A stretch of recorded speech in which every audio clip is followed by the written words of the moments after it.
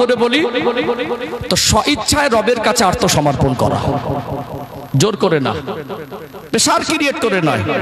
যিনি স্বইচ্ছায় নিজের থেকে ইসলামকে বুঝে দ্বীনকে বুঝে রবের কাছে আত্মসমর্পণ করে দেন তিনিই হন মুসলমান। আত্মসমর্পণটা, এই শব্দটা আত্মসমর্পণ, এটা একটু হার্ড, একে একটু খুলে ব্যাখ্যা দিলে যারা শিক্ষিত মানুষ আছেন হয়তো একটা অর্থের একাধিক যে শব্দ অর্থ আছে সেটা অনেকে বিশ্লেষণ করে সহজে ধরে নেন, কিন্তু সবার তো এই জিনিসটা নেওয়ার মতো হয় না। এই জন্য দিন বোঝালে সহজ করে বোঝানো দরকার। কথা ঠিক না বেঠিক?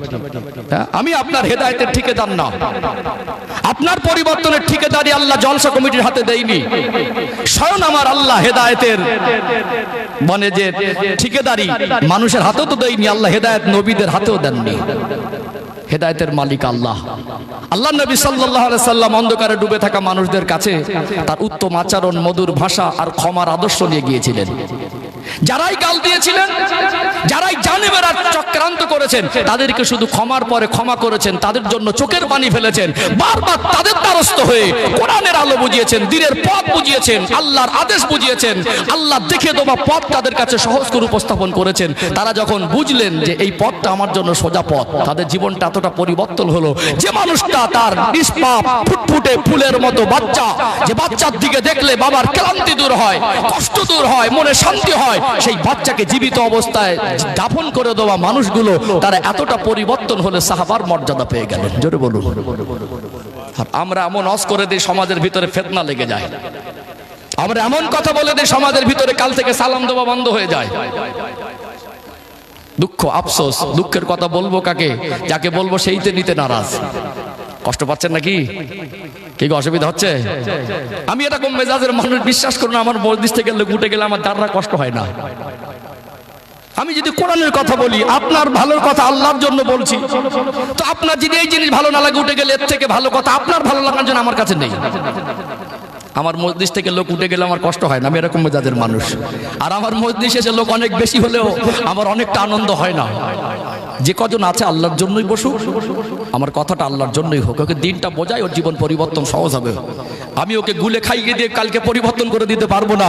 ও যদি চায় তো আমার পরিবর্তন দরকার, তাহলে সেদিন ওর ভিতরে যদি এই জিনিসটা তৈরি হওয়া দরকার যে আমার পরিবর্তন হতেই হবে, এই জিনিসটা যদি তৈরি করা যায় তাহলে আল্লাহ চায় তোর হেদায়েত সহজ হবে। জোর করে মানুষকে ভালো করা যদি যেত তাহলে মানুষকে অনেক কিছু করে ভালো করা যেত। হেদায়েতের নূরটা আল্লাহর পক্ষ থেকেই আসে। হেদায়েতের পথটা মানুষকে দেখিয়ে দেবো একজন আলেমের নৈতিক দায়িত্ব। কষ্ট পাচ্ছেন নাকি? তাহলে এই মুসলমান শব্দের ব্যাখ্যাটা একটু ক্লিয়ার করা দরকার আছে না? দুটো উদাহরণ দেই, তাহলে ইনশাআল্লাহ মুসলমান কাকে বলে, একজন মুসলমান কাকে বলে সেটা পরিষ্কার হয়ে যাবে, একেবারে পরিষ্কার হয়ে যাবে ইনশাআল্লাহ। দুটো উদাহরণ। ও ভাইজানেরা, সোনার মানিক যুবকেরা, আব্বার মায়েরা, কোরআনুল কারিমে সূরা আলে ইমরানের 102 নম্বর আয়াতের শেষে আমার আল্লাহ যে বললেন, ওয়ালা তামুতুন্না ইল্লা ওয়া আনতুম মুসলিমুন, বান্দা বান্দে মরতে যদি হয় পরিপূর্ণ মুসলমান না হয়ে মৃত্যুবরণ করো না। মুসলমান শব্দের অর্থ হলো স্বইচ্ছায় আত্মসমর্পণকারী। কার কাছে? রবের কাছে। আত্মসমর্পণ যে শব্দটা, এটা একটু হার্ড, একটু যদি খুলে ব্যাখ্যা দেই তো সহজ হবে। মনে করুন একটা মানুষ কোন এক অসুস্থতায় পড়ে মান্যত করলেন, আল্লাহ আমি রোজা রাখবো, উদাহরণ দিচ্ছি, আল্লাহ আমি রোজা রাখবো, আল্লাহ তাকে সুস্থ করে দিলেন। এই মান্যতের রোজাটা তার জন্য রাখা ওয়াজিব হয়ে যায়। ও ভাইয়েরা, বাবাজেরা, এই মান্যতের রোজার নিয়ত করে ওই মানুষটা যদি সারাদিন পরিশ্রম করে, কামাটে মাটি গোবানো কাজ করে, প্রখর রৌদ্রে কষ্টের কাজ করে, বলুন তো পিপাসার ক্ষুধা বেশি লাগবে না কম লাগবে? অনেক সময় গরমের সময় রোজা রেখে খিদে পিপাসা বেশি লাগে না কম লাগে? এখন ইফতারের 5 মিনিট বাকি বা 7 মিনিট, নিজের কামাই করা হালাল টাকা দিয়ে সামনে ফল ফুরুষ সাজানো ঠান্ডা পানি, 5 মিনিট 7 মিনিট বাকি থাকলে খাবারটা মুখে ওঠে? উঠবে? পিপাসা তো আছে, ক্ষুধা তো আছে, সামনে খাবার তো আছে, শক্তি তো আছে, কিন্তু শক্তিটাকে কাজে লাগাইনি, স্টপ হও। ইচ্ছা হলো, ইচ্ছা এখন আর কাজ হবে না, স্টপ হও। ওটা আত্মসমর্পণ। যদি আমার ওখানে সীমা লঙ্ঘন হয়ে যায়, যদি লিমিট ক্রস করে ফেলি, আল্লাহর হুকুমের ব্যতিক্রম যদি হয়ে যায়, আর রোজা বলে গণ্য হবে না। কি বলে গণ্য হবে না? রোজা বলে গণ্য হবে না। এই আত্মসমর্পণ একটা স্পেশাল স্পষ্ট চিত্র। ওই আত্মসমর্পণ শুধু ইফতারি সামনে নিয়ে কেন, আত্মসমর্পণ তত 24টা ঘন্টা শেষ নিঃশ্বাস পর্যন্ত মানুষের জিন্দগিতে দরকার। চিন্তায় দরকার, চলায় দরকার, বলায় দরকার, খাওয়ায় দরকার, ব্যবসায় দরকার, পারিবারিক জীবনে দরকার, অর্থনৈতিক জীবনে দরকার, সামাজিক জীবনে দরকার। প্রত্যেকটা ক্ষেত্রে আমাদের হৃদয়ে যেমন নবীর ভালোবাসা থাকবে, আমাদের পথ চলায় যেমন রাসূলের সুন্নাত থাকবে, আমাদের ভিতরে যেমন ঈমানের ভিত থাকবে, আমাদের প্রত্যেকটা পদক্ষেপ হবে কোরআনের হাদিস অনুযায়ী। আত্মসমর্পণ শুধু আমরা ইফতারি সামনে নিয়ে করি, ওই আত্মসমর্পণ আমাদের জীবনে 24 ঘন্টা দরকার। কি দরকার? ওটাই তো শুধু কেন, ওই সময় কেন, ওই সময় ওটা আত্মসমর্পণ করলেন, রেগে গিয়ে গালাগালি দেন কেন? আত্মসমর্পণ থাকলো, লিমিট করে চলো।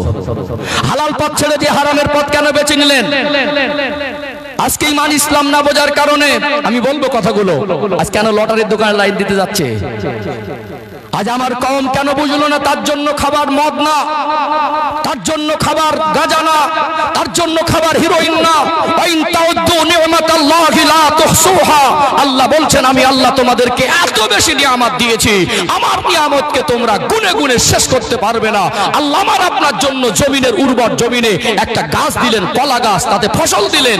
আল্লাহ তার ভিতরে মিষ্টি সুস্বাদ দিলেন, আল্লাহ সুন্দর ছাল দিয়ে ঢেকে দিলেন। ওটা আমার পছন্দ না হয় আজ কেন মদটা পছন্দ হলো? কথা বুঝতে পারছেন না? আল্লাহ একটা ডালিম দিলেন, সেটা ঢেকে দিলেন। আল্লাহ একটা আপেল দিলেন, সেটা ছাল দিয়ে ঢেকে দিলেন। ওই ফলটা যদি আল্লাহ ছালটাই না দিতেন, গোটা দুনিয়ায় আজকে যেভাবে ভিক্টোরিয়া জীবাণু উড়ে বেড়ায়, ওটা অল্প সময়ে সংরক্ষণ করাও কঠিন হয়ে যেত। ওর ভিতরে ভিক্টোরিয়া জীবাণু তৈরি হয়ে যেত। ওটা আমাদের জন্য সুস্বাস্থ্যকর খাবার হিসেবে থাকতো না। আমার রবের অফুরন্ত দয়ার করুণা, আল্লাহর মেহেরবানি, আল্লাহ নিয়ামত দিয়ে আমাদের জন্য কত ফলমূল, কত হালাল খাবার আমাদের জন্য দিয়েছে। আমরা কেন হারাম খাদ্যের দিকে চলে গেছি? ওটা কি আত্মসমর্পণ হলো না সীমা লঙ্ঘন হলো? কথা কি বুঝতে পারছেন? পর্দায় থাকাটা আল্লাহর বিধান, পর্দার সীমা লঙ্ঘন হচ্ছে না? হচ্ছে না? পর্দা আত্মসমর্পণ নেই, রোজগারে অর্থ ইনকামে আত্মসমর্পণ নেই, খাওয়ায় নেই, চলায় নেই, বলায় নেই, চিন্তায় নেই, চেতনায় নেই, পোশাকে নেই, লেবাসে নেই, আদর্শ নেই। আমরা মনে করি ও ভীষণ বড় মুসলমান। আল্লাহর কাছে আপনি তেমন পর্যায়ের মুসলমান যেমন পর্যায়ের আত্মসমর্পণ আপনার ভিতরে আছে। আল্লাহর কাছে আপনি এতটা পার্সেন্ট মুসলমান, আপনার চলাবেলা 24 ঘন্টার ভিতরে যত পার্সেন্ট কর্মজীবনে আপনি আত্মসমর্পণের ভিতর থেকে অতিবাহিত করছেন। বেইবাড়ি গেছে চকচকে জামা পরে, কি জামা পরে? নতুন বেয়াই বাড়ি বলে কথা না, ফার্স্ট টাইম যাচ্ছে তো চুল দাড়ি সেভ করে চকচকে সাদা জামা পরে আতর মেখে ফার্স্ট কাতারে বসে আছে, দেখে মনে হবে আল্লাহর ওলি বসে আছে। দুনিয়ার মানুষের চোখে আপনি আল্লাহর ওলি মনে হলেও, আপনার লম্বা জামা দাড়ি আর টুপি দেখে খাঁটি মুসলমান মনে হলেও, আপনার ভিতরে আত্মসমর্পণ আপনার কর্মজীবনে যত পারছেন আপনি আল্লাহর কাছে মুসলমান ঠিক ততটা পারছেন। আমি 2009 সালে গুজরাট থেকে যে সার্টিফিকেট আমার মাদ্রাসা থেকে প্রদান করা হয়েছিল, বিশ্বাস করুন আমার মনে হয় খুব ভাগ্যবশত, দুর্ভাগ্যজনকভাবে একবার আমার সামনে পড়েছে, আজও কোথায় আছে আমি দেখিনি। ওলামায়ে কেরামরা বলবেন একটা স্বপ্নের স্মৃতি, দীর্ঘদিনের কষ্ট মেহনত অনেকে বাঁধি উপরে রাখেন, আপনি কোথায় আছে বলতে পারবেন না, মনে ওই মূল্যটা আপনার কাছে কি দাম নেই? আমি মনে করি না ওটা আলেম, আমি মনে করি না আমার লেবাস পোশাক আলেম। আমার মনুষ্যত্বকে যদি আলেমের মতো করতে না পারি, আমার আদর্শকে কর্মজীবনকে যদি আলেমের মতো করতে না পারি, আমার চালচলনকে যদি আলেমের মতো করতে না পারি, ওই সার্টিফিকেট আল্লাহর কবরে আর হাসরে 1 পয়সা দাম হবে না। আমরা পোশাকে মুসলমান সাজার চেষ্টা করি, আমরা আই কাটে মুসলমান আছে এটা যথেষ্ট মনে করি, কিন্তু আমাদের জীবনে আত্মসমর্পণের ক্ষেত্রে অনেক ঘাটতি হয়ে গেছে। আমার কথা কি মগজে ঢুকছে? ডিপ আলোচনা নিতে পারছেন নাকি? ঘটনা বলতে পারি আমি, আল্লাহ আমার গলা সুরও দিয়েছে। ধোকা দেওয়ার জায়গা না, ধোকা দেওয়ার জায়গা না। চলুন একটা বুঝিয়েছি, আরেকটা পয়েন্ট বলবো ইনশাল্লাহ, আরেকটা পয়েন্ট বলবো ইনশাল্লাহ, আরেকটু পরিষ্কার হয়ে যাবে। আত্মসমর্পণ যেটা বোঝাচ্ছি আরেকটু পরিষ্কার হয়ে যাবে ইনশাআল্লাহ। ও ভাইজানেরা, মুর্শিদাবাদ জেলার সোনারমানিক যুবকেরা, আব্বারা মায়েরা, দুনিয়াতে আমরা মানুষ, আমরা জীবনে যদি হালাল টাকা উপার্জন করে, রোজগার করে, ইনকাম করে 40 বছরের জীবনে মেহনত করে 20-30 লাখ টাকা জমিয়ে একটা মানুষ যদি লিগাল ভাবে আইনকে মেনে নিয়ে সরকারি আইন অনুযায়ী আপনাদের এই যে 12 নম্বর জাতীয় সড়ক আজকের পিছনটায় যেখানে বাবরি মসজিদের শিলান্যাস হলো, এর পাশে যদি একটা 5 কাঠা জায়গা কেনেন, ওই জায়গাটা লিগাল ভাবে সরকারি আইন কানুন মেনে আপনার ইনকাম করা টাকা দিয়ে আপনি কিনলেন, বর্তমান আপনি বৈধ মালিক। যদি আপনার মনে হয় ওই জায়গাটাকে আপনি বিক্রি করতে পারবেন কি পারবেন না, যদি মনে হয় আপনার জায়গা আপনি বিক্রি করে দেবেন, লিগাল ভাবে কিনেছিলেন, লিগাল ভাবে বিক্রি করে দিলেন, দলিল করে দিলেন, রেকর্ড হয়ে গেল, দখল নিয়ে নিল, আপনার বিক্রি করা জিনিসে আপনার আর কি কোনো অধিকার থাকবে? নিজের মালিকানার গাড়ি আর বাড়ি জমি জায়গা বিক্রি করে দিলেন, যেমন কোনো অধিকার বাকি থাকে না। তিনি তো আল্লাহর কাছে মুমিন, তিনি তো আল্লাহর কাছে মুসলমান, তিনি তো আল্লাহর কাছে প্রিয়, যার জীবনটা আল্লাহর পছন্দের, তার ইচ্ছার উপরে তার স্বাধীনতা না রেখে আল্লাহর কাছে বিক্রি করে দেয়। নিজের ইচ্ছার উপরে স্বাধীনতা না রেখে আল্লাহর কাছে বিক্রি করে দেয়। গাড়ি বাড়ি জমি জায়গা মাল সম্পদ সোনা অলংকার বিক্রি করে দুনিয়ার টাকা পয়সা পাওয়া যায়। একজন মানুষ যদি আমার আল্লাহর কাছে, রবের কাছে আত্মসমর্পণের মধ্যে থেকে তার ইচ্ছাকে বিক্রি করে দিতে পারে, বিনিময় আমার আল্লাহ ওই ব্যক্তিটাকে মুমিনের দরজা দান করেন। জোরে বলুন সুবহানাল্লাহ। বিনিময় আমার আল্লাহ ওই ব্যক্তির উপরে খুশি হয়ে যায় যিনি নিজের ইচ্ছাকে রবের কাছে বিক্রি করে দেবে। গাড়ি বাড়ি বিক্রি করে টাকা পাওয়া যায়, নিজের ইচ্ছাকে আত্মসমর্পণকে রবের কাছে বিক্রি করে দিয়ে আমার আল্লাহর রেজামন্দি হাসিল হওয়া যায়, মুমিনদের অন্তর্ভুক্ত হওয়া যায়। দুনিয়ায় যদি একটা মানুষ রবের কাছে নিজের ইচ্ছাকে বিক্রি করে দিতে পারে, বিনিময় আমার আল্লাহ তার জন্য জাহান্নামকে হারাম করে দিয়ে আল্লাহ দয়া জান্নাতের দরওয়াজাটা তার জন্য উন্মুক্ত করে দেয়। বোঝা যায়নি মনে হয় নাকি? আমরা যদি নিজের ইচ্ছাকে আমাদের মতো করে না চালিয়ে, আমাদের মতো করে না চলে আল্লাহর কাছে বিক্রি করতে পারি, রবের কাছে বিক্রি হতে পারি, তো আল্লাহ আমাদের মুমিনের দরজা দেবেন। ওয়াকানা হাক্কান আলাইনা নাসরুল মুমিনিন। আল্লাহ বলছেন, বান্দা বান্দী তোমরা যদি মুমিন হতে পারো, আমি আল্লাহর পক্ষ থেকে তোমাদের জন্য আমার সাহায্যের দরজাটা উন্মুক্ত হয়ে যাবে। আমরা কোথায় মুমিন হয়েছি? সারা জীবনে 1 মাস বলুন, 1 সপ্তাহ বলুন, 24 ঘন্টা বলুন, জীবন যাপন যেভাবে অতিবাহিত হয় 50% কর্মজীবন ইসলামের মতো চলে না। একটা সপ্তাহ চলে যাচ্ছে, একবার ওযু করে না। একটা সপ্তাহ চলে গেল, একবার দরুদ শরীফ পড়লো না। একটা সপ্তাহ জীবন থেকে পার হয়ে গেল, একটা সুন্নাতের আমল করলো না। আত্মসমর্পণ হলো নাকি? খাওয়ায় নেই, চলায় নেই, বলা নেই, লেবাসে নেই, পোশাকে নেই, কথায় নেই, ওঠায় নেই, আদর্শ নেই, চিন্তায় নেই। আই কার্ডে, আধার কার্ডে থাকলে হবে? সেই জন্য আমার কওমকে মুসলমান জিনিসটাই বোঝাতে হবে। একটা শব্দ আছে স্বাধীন। কি শব্দ? কি বলেন? ভালো করে মগজে ঢুকিয়ে নেন। আমার বয়োজ্যেষ্ঠ মানুষ আছেন, আমি আপনাদের পাত ধুলো সমতুল আঘাত দিয়ে কথা বলে আমি অভ্যস্ত না। আমি মেপে কথা বলি। নেগেটিভ ভাবে নেবেন না। কখনো শব্দগত একটু আনব্যালেন্স হয়ে গেলে নেগেটিভ ভাবে নেবেন না। একটা শব্দ আছে যেটা স্বাধীন। কি বললাম? মানুষ স্বাধীনতা চায়। কি চায়? মুমিন কোনোদিন স্বাধীন নয়। মুমিন কোনদিন স্বাধীন নয়। আল্লাহর অধীনে আপনার স্বাধীনতাকে বিক্রি করতে হবে, তবেই আপনি মুমিন হতে পারবেন, তবে আপনি মুসলমান হতে পারবেন। আমার রব যদি বলেন পর্দা শরীরটা ঢাকতে হবে, তো ঢাকতে হবে। আপনি যদি মনে করেন শরীর খুলে চলাটা আমার স্বাধীনতা, আপনি মুমিন হতে পারবেন না। আমার রব যদি বলেন মদটা হারাম, আপনি চাইলেও আপনার স্বাধীনতা মনে করে মদ হাতে করতে পারবেন না। মুমিন যদি হয় তো ওটা পরিত্যাগ করতে হবে। কথা কি বুঝতে পারছেন আমার ওয়াজের লাইন? মুসলমান তিনি যিনি আত্মসমর্পণের ভিতর থেকে রবের কাছে নিজের ইচ্ছাকে বিক্রি করে দেয়। যতটা আত্মসমর্পণ করেছি সে তেমন পর্যায়ের মুসলমান। আজকে বাড়ি গিয়ে বালিশে মাথা দিয়ে ভাববেন 24টা ঘন্টা তো অতিবাহিত করি, কত পার্সেন্ট ইসলামের পথ ধরে আমি চলতে পারি? আজকে বালিশে মাথা দিয়ে ভাববেন রাতের বেলা বাড়ি গিয়ে ঘুম ভাঙে তো সকাল আর না হয়তো পরকাল। যতটুকু হায়াত পেয়েছি আমার জীবনটা আত্মসমর্পণের ভিতর থেকে কতটা চলেছে, যত পার্সেন্ট চলেছে অতটাই মুসলমান। আল্লাহ এই জন্য বলছেন ওয়ালা তামুতুন্না ইল্লা ওয়া আনতুম মুসলিমুন, মরতে যদি হয় পরিপূর্ণ মুসলমান না হয়ে মৃত্যুবরণ করো না। এই পরিপূর্ণ মুসলমান হওয়া মানে পরিপূর্ণ আত্মসমর্পণ করতে হবে। আমার কথা বুঝতে পারছেন? আচ্ছা, আত্মসমর্পণ কি মনে হয় এমনি এসে যাবে? আত্মসমর্পণ জিনিসটা কি এমনি এসে যাবে? যতক্ষণ না একটা মানুষের ভিতরে ঈমানের ভিত তৈরি হবে, যতক্ষণ না একটা মানুষের মধ্যে আল্লাহর ভয় এসে যাবে, যতক্ষণ না একটা মানুষের মধ্যে নবীর মহব্বত আসবে, ততক্ষণ না তার দ্বারা আত্মসমর্পণ জিনিসটা সহজ হতে পারে না।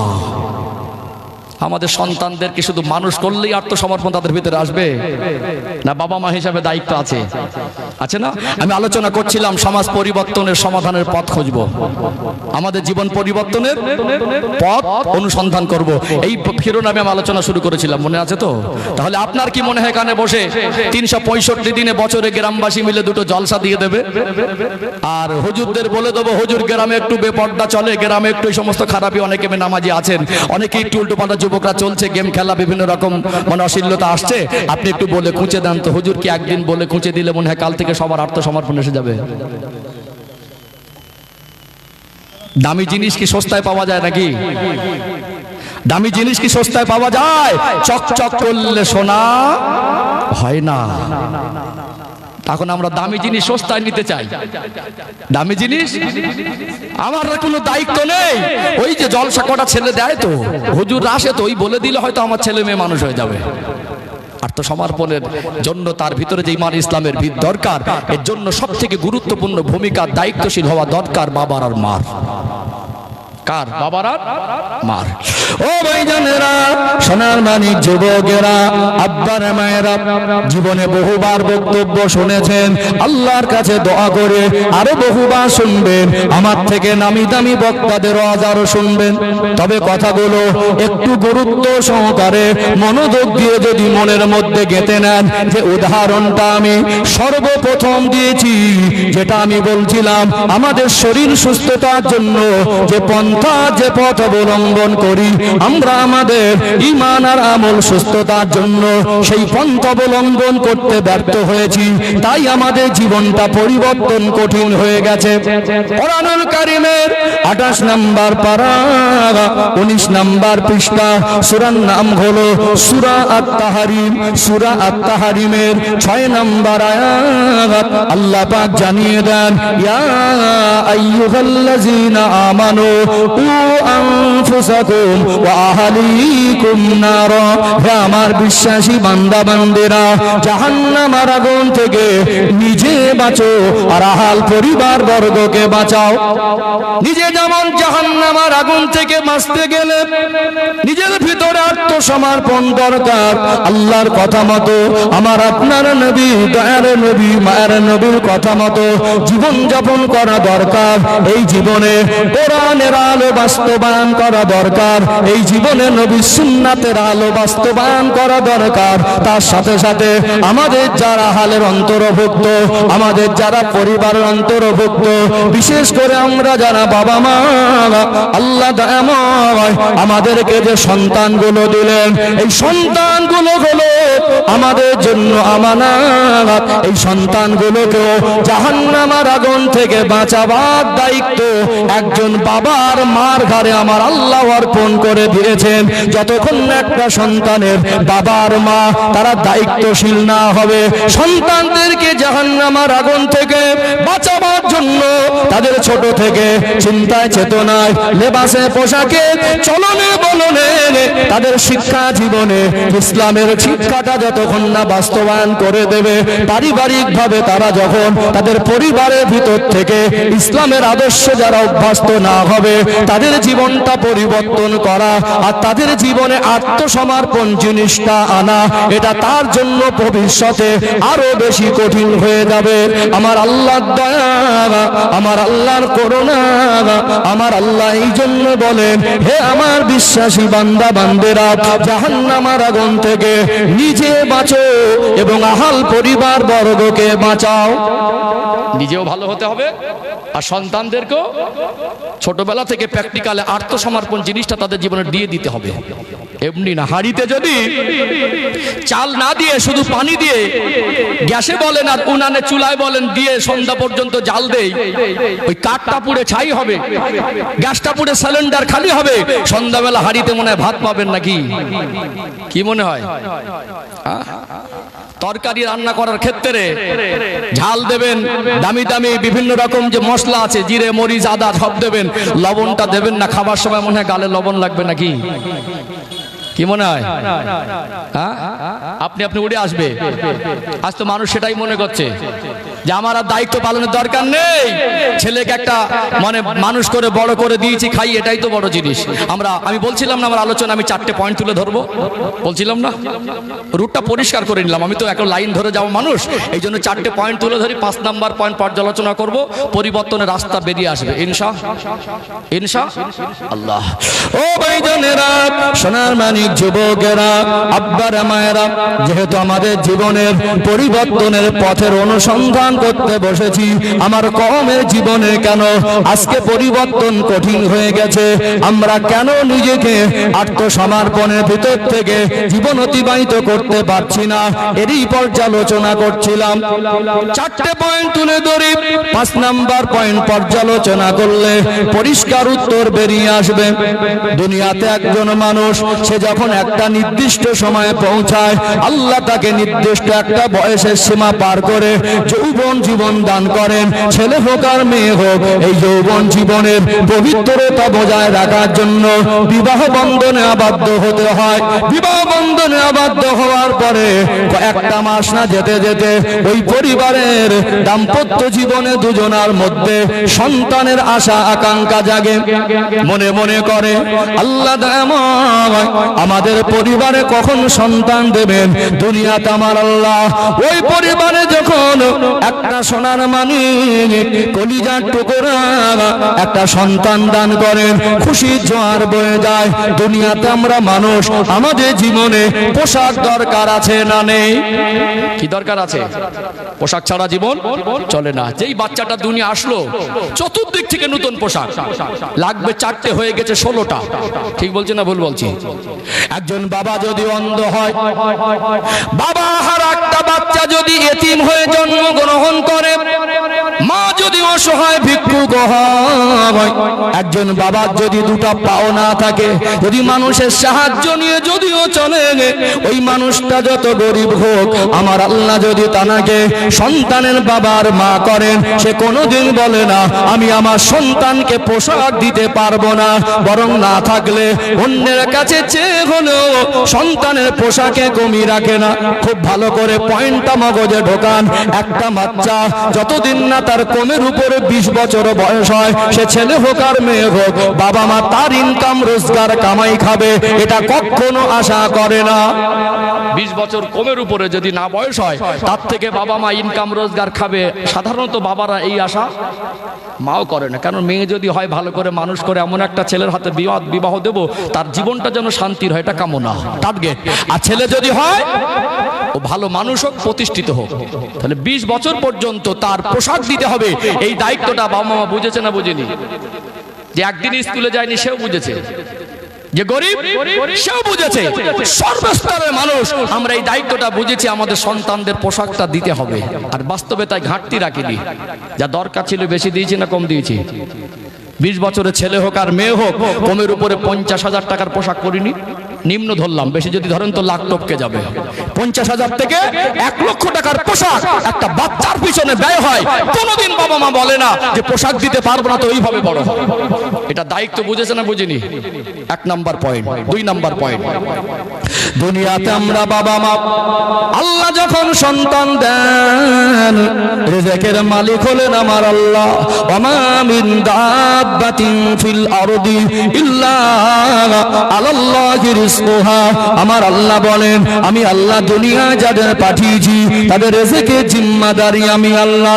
এই আয়াতে যদি একটু বিস্তারিত ব্যাখ্যা করে, একটা সময়ের ব্যাপার, বিস্তারিত বলার অবকাশ নেই, তবে আপনারা জানেন রিজিকের মালিক হলেন আল্লাহ।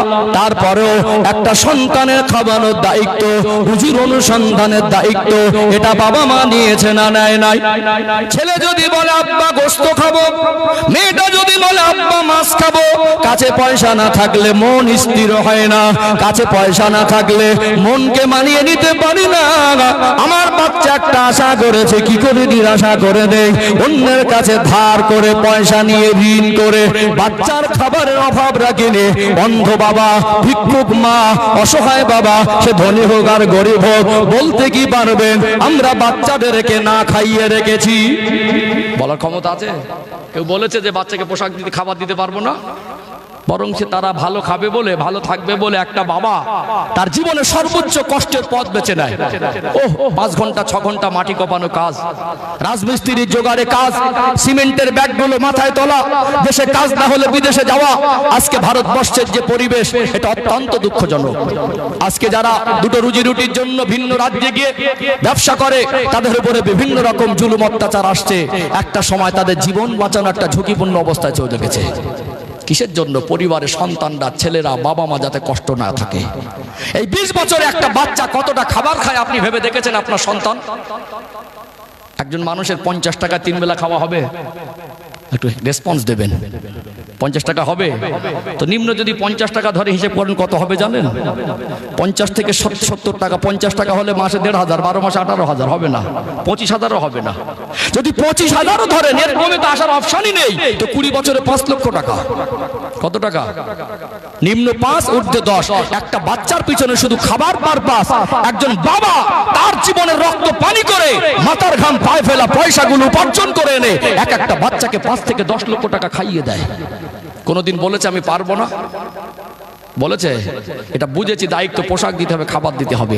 আজকে যে সমস্ত যুবকরা, বিশেষ করে তরুণ সমাজ, রক্ত পাতলা, অসৎ সঙ্গ দোষে পড়ে আদবটা তো ভুলেই গেলে। গ্রামবাসীকে, প্রতিবেশীকে, গুরুজনকে আদব করতে হয়, আলেমদের আদব করতে হয়, সেটা তো অন্যের খপ্পরে পড়ে বেয়াদবি হয়ে গেলে। মোবাইলে, ফেসবুকে 2-4টে কথা শুনে এখন তো তোমার অভ্যাস হয়ে গেল আলেমদের গালি দেওয়া, অথচ তুমি 4টে কলেমা বলতে পারবে না।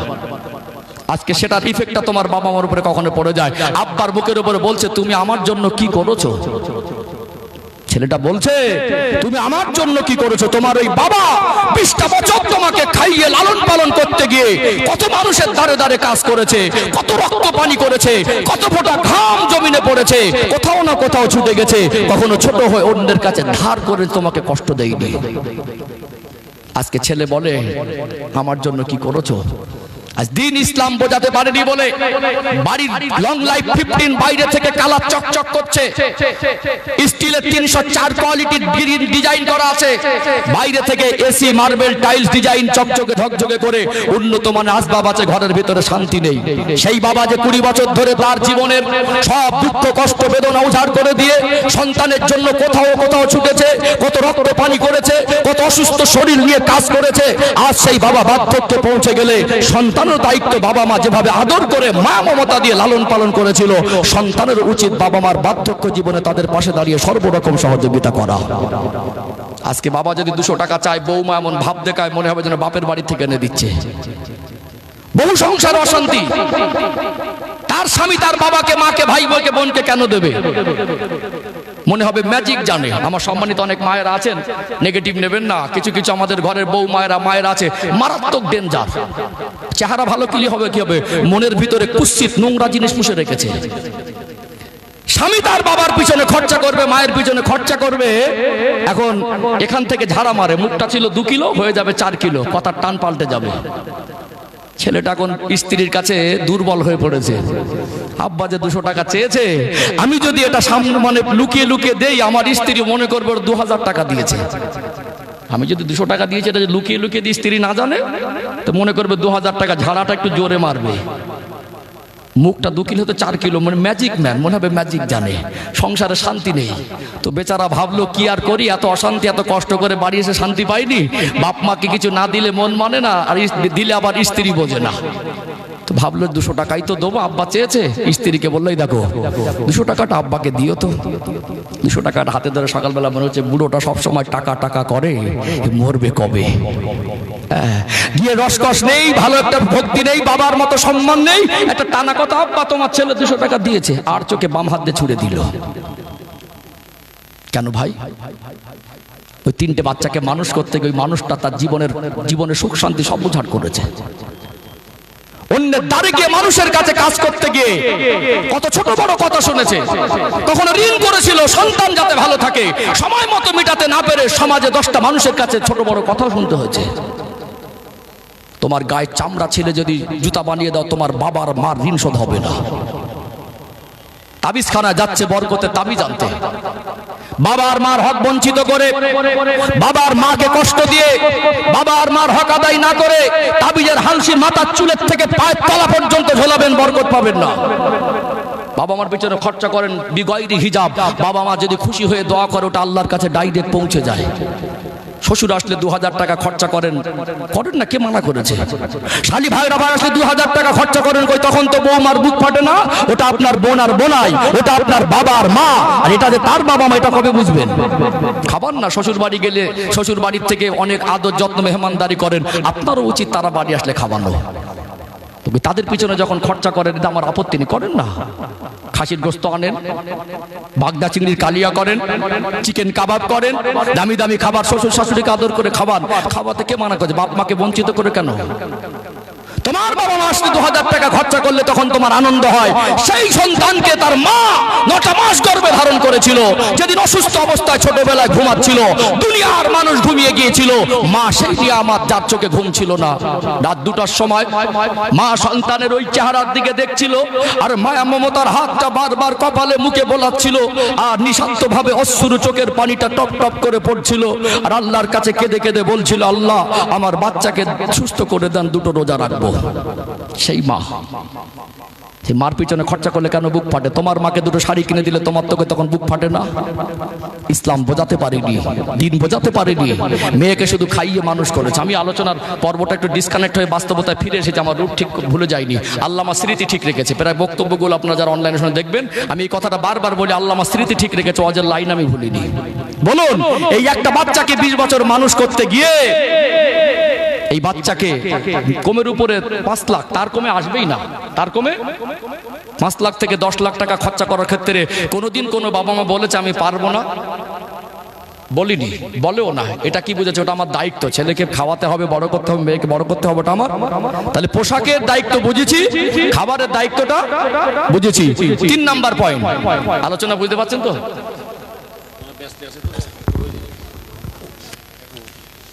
একটা এলান শুনি। যারা বিদেশি মেহমান আছেন, যাদের খাওয়া এখনো হয়নি, খাবার নিয়ে তারা বসে রয়েছে, যেহেতু খাবারের কাজটা কমপ্লিট করে তারা গুছিয়ে গাছিয়ে হয়তো চলে আসবে, যার জন্য তাদেরকে নির্দেশ দিয়েছে তারা, আপনারা যদি কেউ খাওয়ার থাকেন বিদেশি মেহমান, মেহেরবানি পূর্বক খাওয়ার জায়গায় খেয়ে চলে আসবেন। আর মেহেরবানি করে অল্প সংখ্যক লোক একটু সামনের দিকে আগিয়ে আসলে মনে হয় ভালো হতো।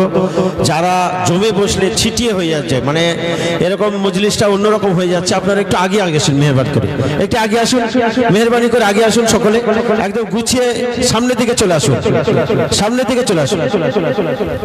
সম্মানিত ভাইরা, যে কথা বলছিলাম, তাহলে খাবারের দায়িত্বটা বুঝেছি, পোশাক দিতে সে দায়িত্বটা বুঝেছি। 3 নাম্বার, ও ভাইজানেরা, সোনার মানিক যুবকেরা, আব্বার মায়েরা, দুনিয়াতে একটা মানুষ কখন সে অসুস্থ হবে সে নিজেই জানে না। আমার আল্লাহ দয়াময় কোনো বাচ্চাকে যদি কখনো অসুস্থ করে দেন, বাবা মা কি তাকে চিকিৎসা না করে বসে থাকতে পারে? কাছে যদি পয়সা না থাকে, প্রয়োজনে জমি বিক্রি করেও বাচ্চার চিকিৎসা করে কি করে না? বাবা মা কোনোদিন বলে না আমার বাচ্চা মারা যায় যাক। বরং একটা বাবার মাকে আপনি দেখেছেন কাছে জমা করা পয়সা নেই, বিক্রি করার মতো জমি জায়গা নেই, অন্য মানুষের কাছে হাত পেতে হলো ভিক্ষা করে বাচ্চার চিকিৎসা করে। এই বাচ্চার চিকিৎসা করতে হয়, এই দায়িত্বটা আমরা বুঝেছি। 4 নাম্বার দায়িত্ব যেটা আজকে অনেক বাবা মাকে দেখা যায় সোশ্যাল মিডিয়া অনেক সময় দেখেন, বাবা নিজের নামটা লিখতে পারে না, হয়তো বা ভ্যান চালায়, হয়তো বা ফেরি করে, কষ্ট করে তার ছেলে আর মেয়েকে ভালো মানুষ করার জন্য এত চেষ্টা করেছে। আজকে একজন ভ্যান চালকের ছেলে ডাক্তার, একজন ফেরিওয়ালার মেয়ে ডাক্তার, এই রকম চিত্র আছে না নেই? আজকে সরকারি স্কুলের শিক্ষার মান একেবারে তলানিতে গেছে বলে আজকে গোটা শহরের অলি গলিতে গ্রামে গঞ্জে বেসরকারি স্কুলগুলো ভীষণ আকারে গজিয়ে উঠেছে। সরকারি স্কুলে লেখাপড়া শিখলে লেখাপড়া ভালো হবে না, এই জন্য বাবা যদি গরিব হয় সেখানে পয়সা দিয়ে সন্তানকে পড়াবে এই সিদ্ধান্ত নেয়, যাতে ছেলে আর মেয়েটা ভালো মানুষ হয়। আলাদা টিউশনি পড়ায়, তার বই লাগবে, তার খাতা লাগবে। কোনো বাবা মা চায় না তার সন্তান পড়াশোনা না করুক। দুনিয়াতে বাবা মা চেষ্টা করে আমার সন্তানটা যেন ভালো মানুষের মতো মানুষ হয়ে সমাজে প্রতিষ্ঠিত হয়। একটা বাচ্চাকে যদি 15 বছর 20 বছর ধরে মানুষ করে, ওই বাচ্চার পিছনে বই খাতা টিউশনের ফিস, স্কুলের পড়াশোনার জন্য যে টাকা পয়সা হাত খরচা মিলে, বাবা মা কি কোনোদিন বলেছে তোকে আর পড়াতে পারবো না, তোকে পড়তে হবে না? বরং ছেলেটা যদি মাধ্যমিক বা এইচএস পাস করে যদি বলে পড়বো না, অনেক সময় আব্বা মা কষ্টে কেঁদে ফেলে, আমার যত কষ্ট হোক তোকে পড়াবো, তুই পড়াশোনাটা ছাড়িস না। বলে কি বলে না? এত চিন্তা ফিকির। 3 বছর বাচ্চার বয়স হলো, আদর্শ লিপি বইটা কিনে এনে দিল, বর্ণ পরিচয় কিনে এনে দিল। শিক্ষার বিরুদ্ধে আমি নয়, শিক্ষার বিরুদ্ধে ইসলাম নয়, বরং যুব সমাজকে আমি দৃষ্টি আকর্ষণ করে বলি, আপনি গুগলে গিয়ে সার্চ করুন গোটা পৃথিবীর মধ্যে কতটা ধর্মের অস্তিত্ব পাওয়া যায়। গুগল আপনাকে তথ্য দেবে 3.5 থেকে 4 হাজারের মতো ধর্মের অস্তিত্ব গোটা বিশ্বের মানচিত্রে পাওয়া যায়। ইসলাম এমন একটা জীবন ব্যবস্থা যেটা রবের পক্ষ থেকে মনুষ্য জাতির জন্য আল্লাহ উপহার স্বরূপ দিয়েছেন। এই 3.5 থেকে 4 হাজার মতো ধর্মের অস্তিত্ব যদি পাওয়া যায়, ইসলামের ভিতরে শিক্ষার যে গুরুত্ব বোঝানো হয়েছে পৃথিবীর অন্য কোন ধর্মে শিক্ষার সেই গুরুত্ব বোঝানো হয়নি। আল্লাহ পাক মহামানিত আল কোরআন তামাম পৃথিবীর জমিনের শ্রেষ্ঠ কিতাব, যালিকাল কিতাবু লা রাইবা ফীহি, ভুল তো দূরের কথা, সন্দেহের অবকাশ নেই, যেটা আল্লাহর বাণী, যার একটা নোক্তা, একটা জের, একটা জবর, একটা সেন্টেন্স, একটা ওয়ার্ড, একটা বাক্য দুনিয়ার মানুষের লেখা নয়, দুনিয়ার মানুষের বানানো নয়, যেটা পরিবর্তন সম্ভব নয়। এই মহামূল্যবান মহামানিত আল কোরআনুল কারীমের নাজিলের সূচনায় আমার আল্লাহ আমার রাসূলের 40 বছর বয়সে কারে ফেরাতে রমাদানুল মুবারক মাসে লাইলাতুল কদরের রাতে কোরআনুল কারীমের সূরাতুল আলাকের প্রথম 5টা আয়াত নাজিল করেছিলেন। যে শব্দ দিয়ে আল্লাহ মহামানিত আল কোরআনের কারীমের নাজিলের সূচনা করেছিলেন, ওই শব্দটা ছিল ইকরা, অর্থাৎ পড়ো। আমার সন্তান, আপনার সন্তান অবশ্যই ডক্টর হোক, অবশ্যই মাস্টার হোক, একজন সুপ্রিম কোর্টের বিচারপতি হোক, একটা রাষ্ট্রপতি হোক, তাকে আপনি জেনারেল শিক্ষায় শিক্ষিত করুন, কোনো আপত্তি নেই। বরং শিক্ষা জাতির মেরুদণ্ড, শিক্ষা দরকার আছে। শিক্ষার আলো ছাড়া মানুষ উন্নতি হতে পারবে না। এই গ্রামে যদি আমার 4টে ভাই চাকরিজীবী হয়, ওটা তো আমার কাছে গর্বের। এগুলো আমরা দায়িত্ব বুঝেছি। সন্তানকে নিরক্ষর করে রাখা যাবে না, তাকে লেখাপড়া শিখিয়ে MA BA পাস করাতে হবে, তাকে BEd করাতে হবে, তাকে চাকরির জন্য তাকে সেইভাবে প্রিপারেশন নিতে হবে। কিন্তু বলুন তো দেখি, এই দায়িত্বটা কি কোনোদিন বাবা মা বলেছে আমি পারবো না? বলেছে কি? 4 বছর বয়স হাট্টি মাটি মুখস্থ হয়ে গেল, 40 বছর বয়সে কলেমা মুখস্থ নেই, 40টা গালাগালি মুখস্থ হলো, 2টো হাদিস শরীফ বলতে পারবে না, ফেসবুক চালানো হিরো হয়ে গেল, গোসলের ফরজ জানে না, ছবি নিয়ে ঘুরছে, খড় খাবে না গাদায় গা ঘষবে, একটা প্রবাদ বাক্য আছে, ছেলেকে দেখেছি হিরোর মতো লাগছে। আপনি খাবার দিতে হবে, দায়িত্বটা বুঝেছেন, ওটা আপনার। সন্তানকে পোশাক দিতে হবে, দায়িত্বটা বুঝেছেন আপনার। সন্তানকে চিকিৎসা করতে হবে, দায়িত্বটা বুঝেছেন আপনার। সন্তানকে লেখাপড়া শেখাতে হবে, জেনারেল শিক্ষায় ইংরাজি শেখাতে হবে, সেটা বুঝেছেন আপনার। এটা আপনার দায়িত্ব। সন্তানকে জাহান্নাম থেকে বাঁচানোর জন্য তার চিন্তায়, চেতনায়, লেবাসে, পোশাকে, তার ভিতরে দিনের যে বেসিক শিক্ষাগুলো দরকার, সে ডক্টর হলো দিনদার হবে, সে মাস্টার হলো ইমানদার হবে, সে বিচারক হলো ইসলাম মানলেওয়ালা হবে, সেই দায়িত্বটা কিন্তু আপনি নিজের মনে করতে পারেননি। 18 বছর ধরে তাকে নামাজের পদ্ধতি শেখাতে পারলেন না, 2টো সন্তান। হুজুর আসলেন, 200 সন্তানকে বসিয়ে দিলেন, 2 ঘন্টা কি করে নামাজি বানিয়ে বাড়ি যাবে? অঙ্কে ভুল করলে হবে না। আর খুব সহজ কাজ দামে রে, বক্তারা জলসা কমিটির ঘাটে ঠেলে দেন, তোরা জলসা দিয়ে এত টাকা খরচা করে নামি দামি বক্তা এনে কটা মানুষকে হেদায়েত করেছিস? হেদায়েতের ঠিকাদারি মনে হয় জলসা কমিটির বক্তার হাতে নাকি?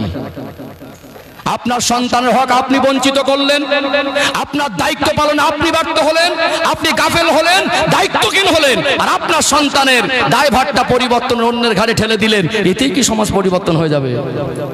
এখানে বসে প্রতিজ্ঞাবদ্ধ হন, আমি এই 4টে পয়েন্ট বলার আমার উদ্দেশ্য এটাই, যদি চিকিৎসা দিতে পারি, পোশাক দিতে পারি, খাবার দিতে পারি, সন্তানকে MA পাস করাতে পারি, তাকে জাহান্নামের আগুন থেকে বাঁচানোর জন্য দিনের শিক্ষাটা কেন দিতে পারবো না? সব সন্তানকে হাফেজ, আলেম, মাওলানা, মুফতি করেন এটা আমি বলছি না।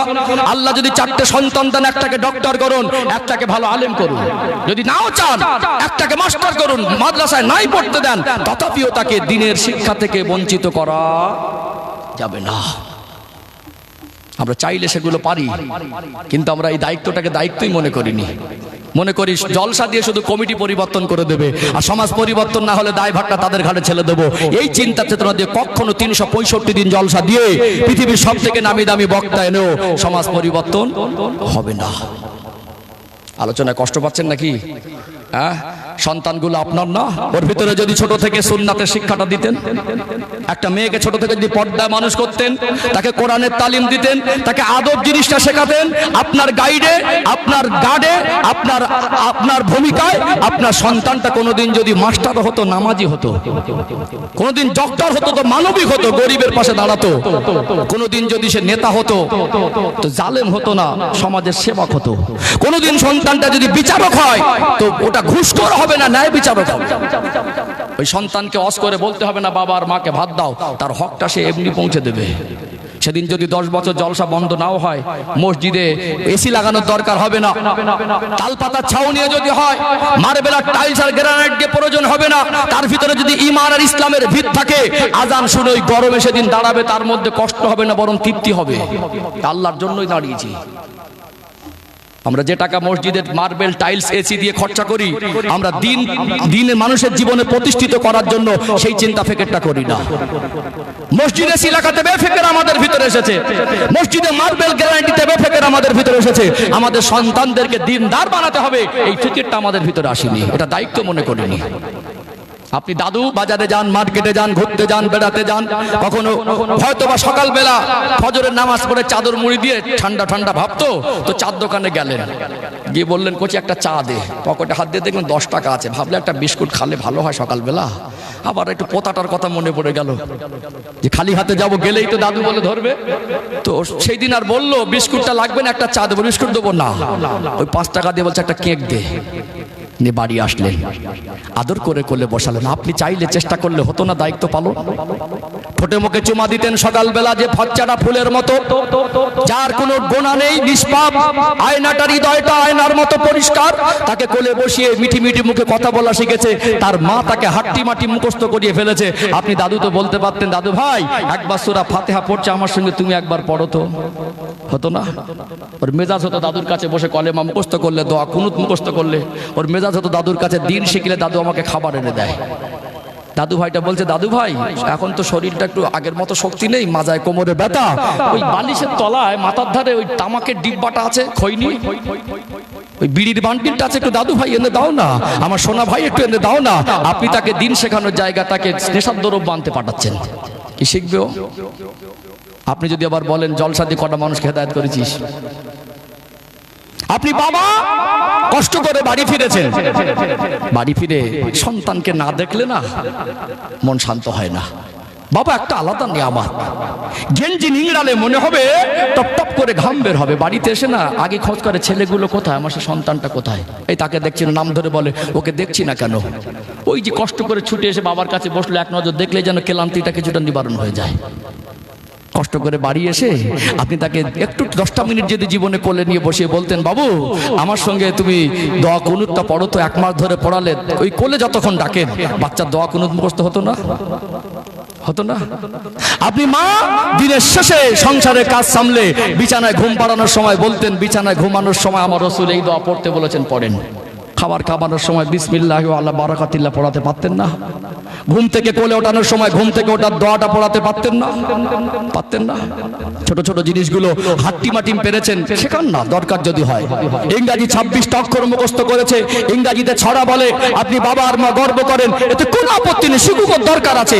আমার কম কি ভিক্ষার থুলিলে ভরবে? আমি গতদিন একটা মাহফিলে খুব কষ্ট নিয়ে বলছিলাম যে কিছু কিছু মানুষের এই রকম মন্তব্য যে আমার কওমের মানুষ বিখ্যাত কেন হবে। আরে ভাই কি নেগেটিভ চিন্তা, বিখ্যাত তো হতে হবে, বিখ্যাত ডক্টর আমার একটা ভাই হোক, বিখ্যাত একজন মাস্টার আমার একটা ভাই হোক, বিখ্যাত আলেম হোক আমার একটা ভাই। আল্লাহর নবী সাহাবীদের মধ্যে বিখ্যাত সাহাবীরা নেই? নেই? একটু হ্যাঁ দেন না। আমার রাসূলুল্লাহকে আল্লাহ ইমামুল আম্বিয়া করেন নাই? করেছেন। কিছু কিছু মানুষের মন এত ছোট, আমার কওমে কেউ উঠতে চাইলে তাকে চেপে দেবার চেষ্টা করে, কেউ উঠতে চাইলে তাকে চেপে দেবার চেষ্টা। অবশ্যই বিখ্যাত হোক, আপনার সন্তান মাথা উঁচু করে দাঁড়াক। আপনার সন্তান যদি এই বেলডাঙ্গা, আপনাদের এই, এটা বেলডাঙ্গা থানা নাকি, এই বেলডাঙ্গা থানা না রেজিনগর থানা, এই দাঁতপুর গ্রামের যদি একটা ভাই, এটা আমার একটা সন্তান যদি পশ্চিম বাংলার সেরা ধনী হয়, বিখ্যাত ধনী হয়, সেটা আমার কওমের উপকার হবে। এই গ্রামে যদি 4টে এতিম বাচ্চা থাকে, 20 জন গরিব মানুষ যাদের মাথায় ঋণের বোঝা, সংসার চালাতে পারে না, তাদেরকে যদি বলি 30,000 করে টাকা দিতে হবে এতিম বাচ্চাগুলোকে ডক্টর বানাবো, ও দিতে পারবে?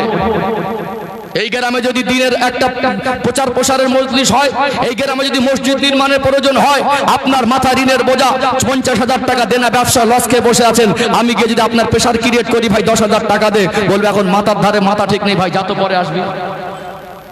যদি এই গ্রামের 10টা মানুষ চাকরিজীবী হয়, 4 জন সেরা ধনী হয়, এদের যাকাতের টাকায় আমার গ্রামের অসহায় এতিম বাচ্চাগুলো উপকৃত হবে। একজন বেওয়া মা চিকিৎসার জন্য কষ্ট পেয়ে যন্ত্রণা করছে, সেই মানুষটা চিকিৎসার সুযোগ হবে, এ তার যাকাতের টাকায় গ্রামের এতিম অসহায় অনাথদের মুখে হাসি ফুটবে, সেটা আমার কওমের লাভ। তার টাকা হলে দিন প্রচার প্রসারের প্রয়োজন হবে, তার টাকা হলে মসজিদ মাদ্রাসার প্রয়োজন হবে, তার টাকা হলে কোনোদিন আমাদের ভারতবর্ষের যা কঠিন পরিস্থিতি, কোনো আইনি লড়াই যদি যেতে হয়, উকিলও দরকার আছে, অর্থেরও দরকার আছে, সেদিন ওই মানুষটা 20,000 30,000 টাকা আমার কওমের জন্য দেবে। তাহলে আমার ভাইটা একটা বিখ্যাত হোক না? অবশ্যই চাই। শিক্ষা জাতির মেরুদণ্ড। যদি আমার একটা কোনো ভাই স্বরাষ্ট্রমন্ত্রী কোনোদিন হয়, সেটা দুঃখের নয়, অবিখ্যাত হোক। আমি চাই, দোয়া করি আল্লাহ আমার কওমের সম্মান ইজ্জতকে আরো বাড়িয়ে দিন। ইসলাম তো মানুষকে মাথা উঁচু করে বাঁচতে শেখায়, ইসলাম তো মানুষের জীবন পবিত্র করে দেয়, ইসলাম তো মানুষকে প্রকৃত মানুষ বানিয়ে দেয়। এই জন্য আমার আল্লাহ বলছেন, উদখুলু ফিস সিলমি কাফা, তোমরা পরিপূর্ণ রূপে ইসলামের মধ্যে প্রবেশ করো। সন্তানকে বিখ্যাত করার অসুবিধা কি আছে? মন ছোট কেন? ওই সন্তানকে মা তাকে ইংরাজি শেখাচ্ছে, শেখাক না, ছবিটা ছেড়া শেখাক না। মা যদি চাইতো তার 4টে সূরা 5টা সূরা মুখস্থ করাতে পারতো না? পারতো। এখন আমাদের মেজাজ হয়ে গেছে, সব মাথায় ঢুকেছে মোবাইল। কষ্ট করে বাড়ি ফিরে ছেলেটা মেয়েটা বাচ্চা আব্বার কাছে যাবে বলে জেদ করছে, আব্বা যে মোবাইলে নাটক সিনেমা বেহায়াপনা অশ্লীলতা দেখছে, ও ডিস্টার্ব ভাবে ছেলেটাকে কোলের কাছে টেনে নিয়ে বলছে, এই দেখ। আগের দিনে মাটির ঘরে তাল পাতা ছাউনির নিচে কোরআনুল কারীম তেলাওয়াতের পরিবেশ ছিল। আগের দিনে নামাজের মুসাল্লাগুলো খেজুর পাতা দিয়ে হাতে বানিয়ে ঘরের ভিতরে নামাজি মানুষ পাওয়া যেত। এখন সেই ঘরটা মাটির ঘর নেই, সেটা মডিফাই হয়ে আপডেট হয়ে গেছে। ওই ঘরের ভিতরে নামাজের মুসাল্লাগুলো আনা আছে দেশ বিদেশ থেকে। একটা নামাজের মশাল্লা এনেছে সৌদি আরব থেকে উমরা করতে হজ করতে গিয়ে, একটা নামাজের মশাল্লা থেকে ফুরফুরা শরীফে বেড়াতে গিয়ে, একটা নামাজের মশাল্লা থেকে আজমি শরীফে বেড়াতে গিয়ে, তো কি আর নিয়ে যাবে, একটা নামাজের মশাল্লা নিয়ে যায়, ওগুলো ভাঁজ করে তোলা আছে। যখন দেখাশোনা হচ্ছিল মেয়েকে জিজ্ঞাসা করেছিল কোরআন শরীফ পড়তে জানো, তখন বলেছিল 3 বার খতম করেছি, 3 সন্তানের মা হয়েছে, শ্বশুর বাড়ি এসে একবার আর শেষ হয়নি সূরা ফাতিহা থেকে নাস পর্যন্ত। এখন সব নাটকে পাগল, সিরিয়ালে পাগল। বাচ্চাগুলোকে দিন শেখাবে কখন? সংসারে কাজ সামলে একটু মোবাইল নিয়ে পাগল হয়ে আছে। ছেলে আর মেয়েটা যদি কাঁদে, কোলের ধারে টেনে নিয়ে বলে দেখ। বুঝতে পারছেন না? এখন কিছু কিছু মায়েদের মুখের বুলি হলো কার্টুন না দিলে ভাত খায় না। মোবাইল যখন ছিল না, কার্টুন যখন ছিল না, আমরা মনে হয় না খেয়ে মানুষ হয়েছে। 3 দিন মোবাইল না দিয়ে দেখেন না কতদিন না খেয়ে থাকে দেখি। খিদে লাগলে খাবার রাস্তা খুঁজে পাবেন। অভ্যাস করিয়েছেন আপনি, ওকে নষ্ট করছেন নিজে হাতে আপনি। ওই ছোট বাচ্চা মোবাইলে অশ্লীল বেহায়াপনা। আজকে আমাদের ঘর থেকে সুন্নাতের আলোগুলো উৎখাত হয়ে গিয়ে যত রকম দুনিয়ার ভিন্ন ধর্মাবলম্বীদের কালচারগুলো এখন ঘরের ভিতরে মাথা গজিয়ে উঠছে। ঢাকায় গার্জেনরা দায়িত্বহীন হয়েছে। বাবা মা সন্তানদের দিন শেখাবে, তাদেরকে দিনদার বানাবে, তাদের ভিতরে সুন্নাহর আলো জিন্দা হবে, তাদেরকে দিনের পথে প্রতিষ্ঠিত করবে। এই চিন্তা থেকে অনেকটা দূরে সরে গেছে। এখন পয়সার বলে ফাউ পয়সা দুটো ইনকাম, তো এখন আবার হ্যাপি অ্যানিভার্সারি ডে, বিবাহ বার্ষিকী পালন করছে। সন্তানের আকিকা দেওয়া দরকার ছিল, সুন্দর নাম রাখা দরকার ছিল, কথা বলা শিখলে আল্লাহ বলা শেখানো দরকার ছিল। এখন আমাদের সন্তানরা মোবাইলে ডায়লগ শিখেছে। কিছু অপদার্থ বাবা, কিছু নির্লজ্জ মা আছে, নিজের ফুটফুটে নিষ্পাপ বাচ্চা, আয়নার মতো যার হৃদয় পরিষ্কার, এই বাচ্চাটার ভিতরে ঈমান ইসলামের ভিত তৈরি করার সময় এদেরকে নাচিয়ে ফেসবুকের গান আট করে রিলস ভাইরাল করছে। আর কত নিচে নামবেন আপনি? দায়িত্ববোধের ক্ষেত্রে 70 হাত পিছনে চলে গেলেন। আর আপনার সন্তান আজকে সূরা ফাতিহা জানে না, নামাজ শুদ্ধ করে পড়তে জানে না, 24 ঘন্টা পার করে, একটা মাসের ভিতরে এক ওয়াক্ত নামাজ পড়ে না, আর বছরে একবার জলসা দেবে, আর কাজ না মেরে বক্তার জলসা কমিটির হাতে ছেড়ে দেবেন। তোরা জলসা দিয়ে কটা মানুষকে হেদায়েত করেছি, চালাকি মারার জায়গা খুঁজে পান না। আপনি দায়িত্ব পালন করবেন না, আর আপনার ছেলে আর মেয়েকে হুজুর দিনদার বানিয়ে বাড়ি যাবে। এই অঙ্ক কোথাতে শিখলেন? গার্জেন হন গার্জেনের মতো। খাবার দেওয়াটা শুধু আপনার দায়িত্ব শেষ না, পোশাক দেওয়াটা শুধু দায়িত্ব আপনার শেষ না, চিকিৎসা আর বাংলা লেখাপড়া ইংরাজি জেনারেলটা শুধু আপনার দায়িত্ব না, জাহান্নাম থেকে বাঁচানোর দায়িত্বটা আপনার। এই 4টের সঙ্গে একটা মগজে ঢুকিয়ে নেন। কাল থেকে আমল করুন। জলসা যদি নাও দেন, বাবা মা যদি 100% দায়িত্ববান হয়, তো ইনশাআল্লাহ সমাজের মানুষ দিনদার হবে। নামাজি হিসাবে সন্তানকে প্রতিষ্ঠিত করুন, দিনদার হিসাবে প্রতিষ্ঠিত করুন, তার ভিতরে আদব থাকবে। দেখছেন না ছেলেগুলো চেহারা চকচক করলে কি হবে? এত জঘন্য আচরণ, এত বাজে রাব ব্যবহার, মনে হবে মানুষ না, শুধু চেহারাটাই মানুষ। কালচারগুলো, আদর্শগুলো পশুর থেকে নিকৃষ্ট। রাস্তা দিয়ে যেতে গেলে মেয়েদের দেখে এমন আচরণ, নিজের বোন যদি হতো, নিজের মেয়ের সঙ্গে যদি আচরণ করতো, একজন মুরব্বী মানুষ যদি কোনো উপদেশমূলক কথা বলে, মুখের উপরে বলে দেয় তোমাকে জ্ঞান দিতে হবে না। আগের দিনে আদব ছিল। বাচ্চারা একটু দুষ্টুমি করলে, গুরুজন দাদুরা চাচারা কেউ বকলে, বাড়ি এসে যদি বলে আমার অমুক চাচা বকেছে বা একটা চড় মেরেছে, ঠিক করেছে, নিশ্চয়ই কিছু বদমাশি করেছি, কেন তোকে মারবে? এখন যদি কেউ বিড়ি খায়, সেরেং টেরেঙ্গা খায়, গালাগালি করে, পাশ থেকে আপনি বলবেন এই তো এরকম করছি কেন? বল তোমার বাপের খেয়ে করছি, তোমার জ্ঞান দিতে বলেছি, মুখের চপ করে বলে দেবে। আপনি কই একটা অন্য সন্তানকে শাসন করেন তো দেখি, এসে বলবে আমার ছেলে যা পারে, তোর বাপের কি তুই মাল দিকানো তাই বল, ঘর থেকে বের হ। কোথায়? না নিজেরা শাসন করছি, না নিজেরা আদব শেখাচ্ছি, না নিজেরা তাদের ভিতরে দিনের শিক্ষা দিচ্ছি, না পারিবারিক ভাবে দায়িত্ব পালন করছি, না সমাজের কেউ কথা বলে তাদেরকে দায়িত্ব পালন করে পার পাচ্ছে। ছবি নিয়ে ঘুরছেন, ছেলে দেখেছি হিরোর মতো লাগছে, এখন গাঁজা খাওয়াই হিরো হয়েছে, হিরোর মতো লাগছে, এখনো মোবাইল চালানো হিরো। রাত 2টো বাজে বলছে মার মার মার মার। বিশ্বাস করুন, এরকম কবরস্থানের পাঁচিলার এপারে বসে বসে বলছে মার মার। কত নিচে নামবেন? ওটা আপনার সন্তান। আপনার কি কোনোদিন দিনের শেষে বিছানায় গিয়ে মাথা দিয়ে মনে হয় না যে আমার ছেলেটাকে আমি নিজে হাতে ক্ষতি করেছি? আপনার মেয়ের ক্ষমতা আছে ওই শর্ট ড্রেস পরে বাইরে বের হবে, এই ব্যর্থতা কার? আপনার কোনোদিন মনে চিন্তা জাগে না? আপনি বাবা এখানে বসে প্রতিজ্ঞাবদ্ধ হন তো, আমি যতদিন আমার সন্তানকে পোশাক কিনে দেবো আমার হালাল টাকা দিয়ে, যে পোশাকে পর্দা হয় না ওই পোশাক আমি কিনে দেব না। আপনি এখানে বসে প্রতিজ্ঞাবদ্ধ হন। আপনি মা আজকে মাহফিল থেকে এই দাঁতপুর গ্রামে বসে প্রতিজ্ঞাবদ্ধ হয়ে বাড়ি ফিরুন, আমি যেদিন বেরোবো কোনোদিন বেপর্দায় বেরোবো না। আল্লাহ আমার ঘরে সন্তান দিয়েছে, মেয়ে সন্তান, আমি মা তাকে কোলে ফিরে মানুষ করছি, কোনোদিন তাকে বেপর্দায় ঘরের বাইরে বার করবো না। দেখি কিরকম বেপর্দা হয়।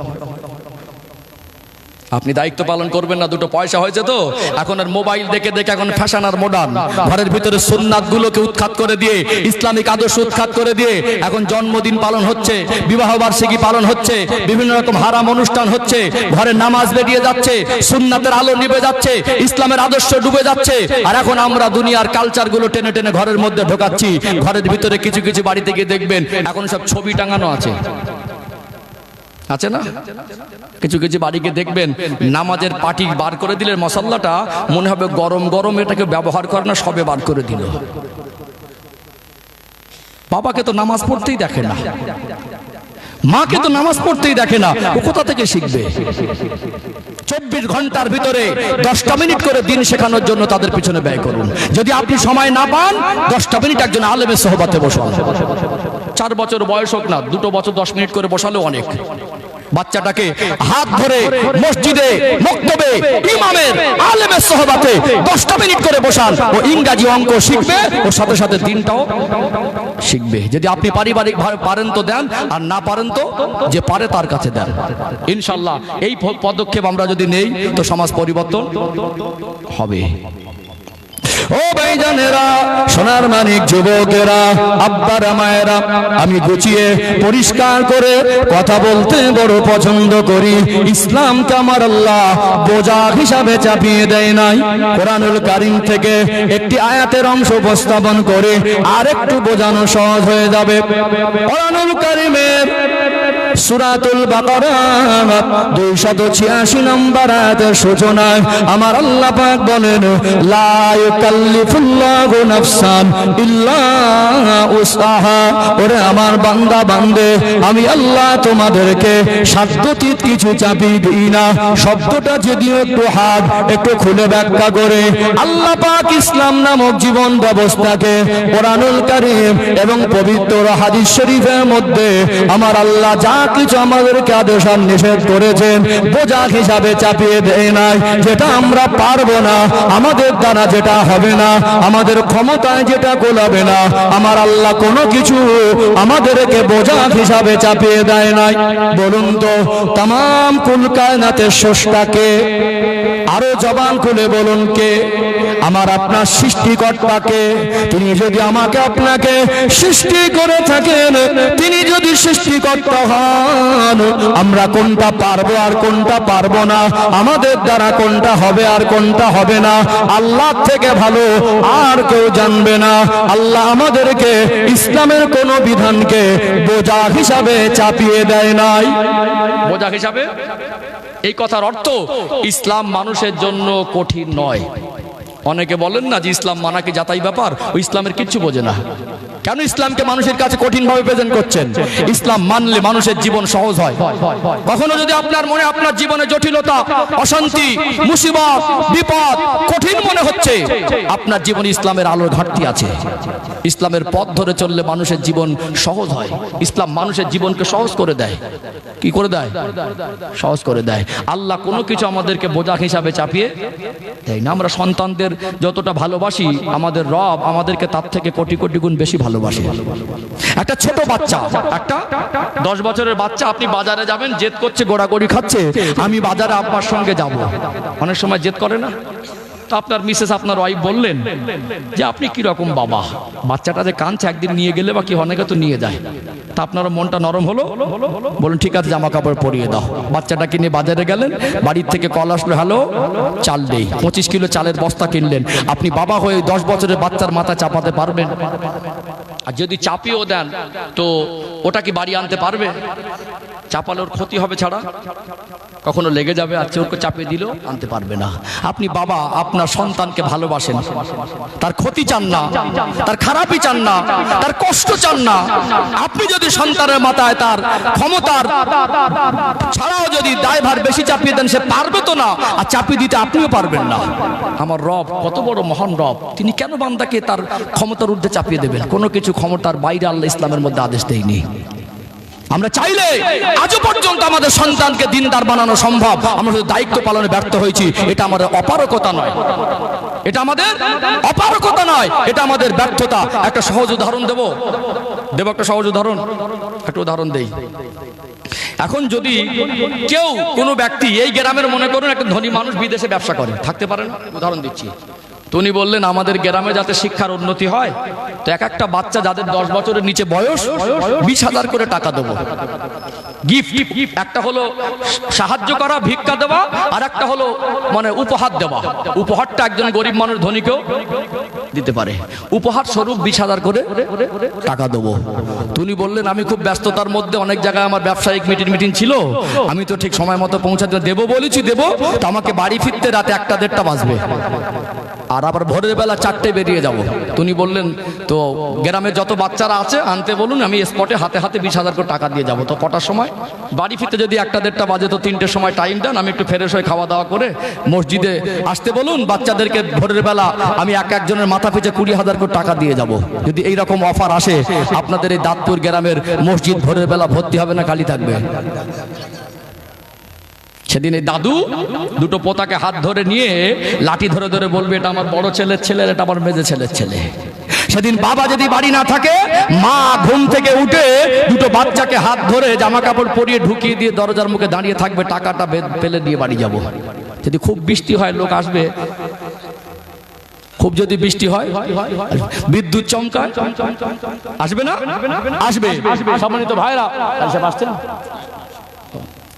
কি আসবে না? আসবে তো, আসবে। ভোরের বেলা মসজিদ ভর্তি, 20,000 টাকার যদি অফার দেওয়া হয়, ঠান্ডায় বর্ষায় গরমে বিদ্যুৎ চমকালেও সেদিন মানুষের অভাব হবে না। অনেকের যদি ঘুম না ভাঙার আশঙ্কা থাকে, অনেকে আনন্দ করে ঘুমাবে না, রাত জেগে বসে থাকবে। তাহলে 20,000 টাকার জন্য মসজিদ ভর্তি হবে, জাহান্নাম থেকে বাঁচানোর জন্য আমরা তাদেরকে মসজিদে আনতে পারি না। এটা কি অপারগতা না এটা ব্যর্থতা? কি গো, অপারগতা না ব্যর্থতা? ব্যর্থতা না? আল্লাহ বোঝা হিসাবে চাপিয়ে দেয়নি, আল্লাহ বোঝা হিসাবে চাপিয়ে দেয় নাই।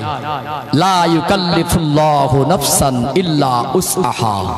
আল্লাহ বলছেন তোমরা যেটা পারবে না, তোমাদের দ্বারা যেটা হবে না, আমি আল্লাহ বোঝা হিসাবে চাপিয়ে দেইনি। পোশাক, খাবার, চিকিৎসা, জেনারেল শিক্ষায় 4টের জন্য যা সময়, যা কষ্ট, যা অর্থ ব্যয় করেছি, এর 20 ভাগের 1 ভাগ জাহান্নামের আগুন থেকে বাঁচানোর জন্য অর্থ সময় যদি ব্যয় করতাম, তো আমাদের বাচ্চারা দিনদার হয়ে যেত। ওই 4টে সামলাতে গিয়ে আপনার যা কষ্ট আর যা অর্থ গেছে আর যা চেষ্টা করেছেন, ওর 20 ভাগের 1 ভাগ চেষ্টা যদি তাকে ভালো মানুষ হিসাবে, দিনদার হিসাবে প্রতিষ্ঠিত করার জন্য তাকে চেষ্টা করতেন, তো আপনার বাচ্চা ভালো মানুষ হয়ে প্রতিষ্ঠিত হতো। আজকে বুঝতে পারছেন? বুঝতে পারছেন? ও ভাইজানেরা, সোনার মানিক যুবকেরা, আব্বারা মায়েরা, আল্লাহ পাক কোরআনুল কারীমে বলেন ওয়াকরনা ফি বুয়ুতিকুন্না ওয়ালা তাবাররাজনা তাবাররুজাল জাহিলিয়াতিল উলা।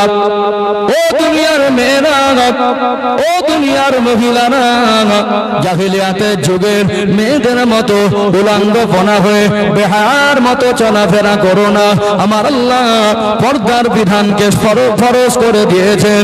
দুনিয়াতে আমরা মানুষ, পর্দা শুধু মহিলাদের নয়, পর্দা পুরুষেরও আছে না নেই? আজকে দিনে বর্তমান সময়ে বাবা মার আজকে দায়িত্বহীনতার ফল, আমাদের সন্তানগুলোর চেহারা সুন্দর হলে কি হবে, আমাদের সন্তানগুলো এদের ভিতরে আদর্শ সুন্দর করে দিতে পারি নাই।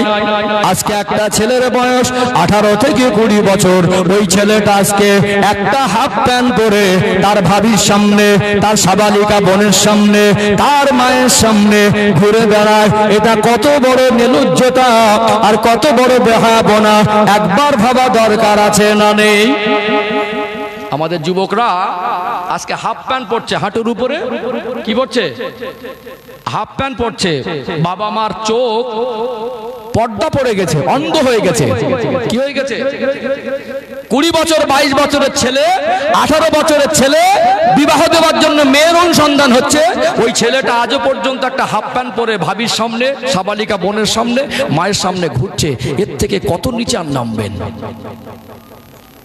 আমরা মনে করি পর্দার বিধানটা শুধু মনে হয় মায়েদের জন্য, মহিলা যদি সতর থাকে, পুরুষেরও সতর আছে।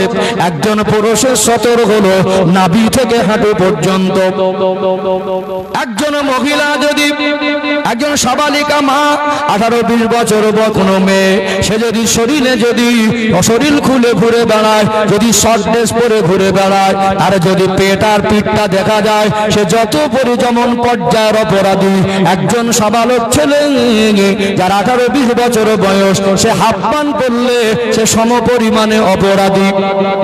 আপনার নাভির নিচে কাপড় নামানো যাবে না, হাঁটুর উপরে কাপড় তোলা যাবে না। আপনি চাষবাসের ক্ষেত্রেও ফরজ বিধানের দিকে খেয়াল রেখে, আপনি হয়তো চাষবাস করেন, কৃষি কাজ করেন, হয়তো বা কখনো জমিতে পানিতে কাজ করতে হয়, সেক্ষেত্রে আপনাকে এমন একটা পোশাক বানিয়ে নিতে হবে, ওই পোশাকটা যেন নাভির উপরে পরিধান করা যায়, হাঁটুর নিচ পর্যন্ত ঢাকা থাকে। আজকে অনেক মানুষকে দেখা যায় কাজ কামের ক্ষেত্রে লুঙ্গি পরা বাংলার মানুষ এমন ভাবে কাঁচা মারে, অনেক ক্ষেত্রে দেখা যায় হাঁটুর উপর তো দূরের কথা, শুধুমাত্র কাঁচাটা মারে কোন রকমে শরীরের লজ্জাস্থানটা ঢাকার জন্য। দুনিয়ায় আজকে দিনে আমার যুবকদের পোশাক হলো, পোশাকটা এমন ভাবে প্যান্ট তারা পড়ছে, ভিন্ন ধর্মাবলম্বীদের কালচার। কোথাও কোনো মোবাইলে কোনো খেলার প্লেয়ার, কোন দুনিয়ার চলচ্চিত্রের কোন হিরোইন নায়িকা নায়িকা, তাদেরকে দেখে দেখে তাদের আদর্শগুলো আমাদের সন্তানদের ভিতরে চলে আসছে। অথচ আমরা বাবা মা নীরবে তাদের ক্যামেরা যেগুলো সচক্ষে দেখছি, পয়সা দিয়ে কিনে দিচ্ছি, তাদেরকে ইসলামের শিক্ষা দেওয়া হচ্ছে না, ইসলামের আলো তাদের ভিতরে বাস্তবায়নে কোনো ভূমিকা নেই। আর আমরা মনে মনে করছি হুজুর আসবে, ওয়াজ করে সমাজ পরিবর্তন করে দিয়ে যাবে।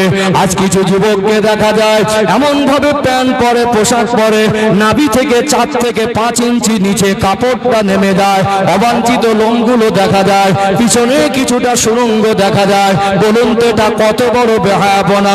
আল হায়াউ শুবাতুম মিনাল ঈমান, নবী আমার সোনা জবানে বলেন, হায়া লজ্জা হলো ঈমানের একটা অঙ্গ। হাত যেমন একটা অঙ্গ, শরীরে পা যেমন একটা অঙ্গ, চোখ যেমন একটা অঙ্গ, আমাদের কান যেমন একটা অঙ্গ, জিহ্বা যেমন একটা অঙ্গ। কোন একটা অঙ্গ যখন আমাদের অকেজ হয়ে যায়, শরীর টান ব্যালেন্স হয়ে যায়, এক এক করে আমাদের ভিতরে যত ভিন্ন ধর্মাবলম্বীদের কালচার, সব আমাদের সন্তানদের ভিতরে এক এক করে তাদের জীবনে এসে যাচ্ছে। সুন্নাতের আলো, ইসলামের আলো, জীবনে পবিত্রতা নষ্ট হয়ে যাচ্ছে। এর কারণে এক এক করে ইমানের দুর্বলতা, যদি ইমানের অঙ্গগুলো যদি অকেজ হয়, তার ইমানটা দুর্বল হয়ে যাবে কি যাবে না? যাবে না। আপনারা কোনোদিন ভেবেছেন একটা ছেলেকে হাফ প্যান্ট পরানো যাবে না? এটা অনেক বাবা মা জানার পরেও একটা সাবালিকা ছেলেকে হাফ প্যান্ট কি করে কিনে দেয়? ওই বাড়ির ভিতরে একটা মানুষের নিম্নতম লজ্জাবোধ থাকলে, হায়া শরম থাকলে, একটা ছেলে তার হাফ প্যান্ট পরে ভাবির সামনে, বড় বোনের সামনে ঘুরতে পারে? ওগুলোকে আমরা ফ্যাশন আর মডার্ন মনে করছি। ওগুলোকে আমরা ছোট থেকে তাদেরকে প্র্যাকটিক্যালে সুন্নাতের ড্রেস আপ শেখাচ্ছি না, সৌন্দর্য কি সেটা বোঝাচ্ছি না, ইসলামটা কি সেটা শিখালাম না। আমরা মনে করি শুধু মনে হয় জলসা দিয়েই পরিবর্তন করে দিয়ে বাড়ি যাবে। আর একটু আগে বাড়ি আর একটু পরিষ্কার হয়ে যাবে। আজকে যেমন আমাদের ছেলেদের ভিতরে লেবাস পোশাকে, আদর্শে চাল চলনে, কথাবার্তায় যেমন আদব জিনিসটা নেই, যেমন এদের ভিতরে ইসলামের বেসিক শিক্ষা থেকে বঞ্চিত করা হয়েছে। বর্তমান সময়ে দেখবেন আজকে আমাদের সন্তানদের দেখতে যত সুন্দর হোক, যত দামি পোশাক কিনে দেন না কেন, আপনার সন্তান আপনার কাছে যত ভালো মনে হোক না কেন, আপনার সন্তান যদি 5টা সূরা না জানে, ওর জীবনের কোনো দিনের নামাজ শুদ্ধ হবে না। একজন মুসলমান ইমানদার, তার যদি কোমর উপরে কোরআনুল কারীমের 3টে সূরা মুখস্থ না থাকে, তার বয়স যদি 40 বছর হয়, বয়স যদি 20 বছর 30 বছর হয়, তার কোরআনুল কারীমের 3টে সূরা মুখস্থ নেই, তার জীবনে একদিনের 1 ওয়াক্তের নামাজ জীবনে কোনোদিন শুদ্ধ করে আদায় করতে পারে নাই। বলুন তো দেখি, জোহরের নামাজের যে প্রথম 4 রাকাত সুন্নাত নামাজ, এই 4 রাকাত সুন্নাত নামাজ পড়তে গেলে প্রত্যেকটা রাকাতে সূরা ফাতিহার পরে একটি করে সূরা দরকার আছে না নেই? কোনের উপরে যদি 5টা সূরা মুসলমান হিসাবে না জানে, সে ছেলে হোক আর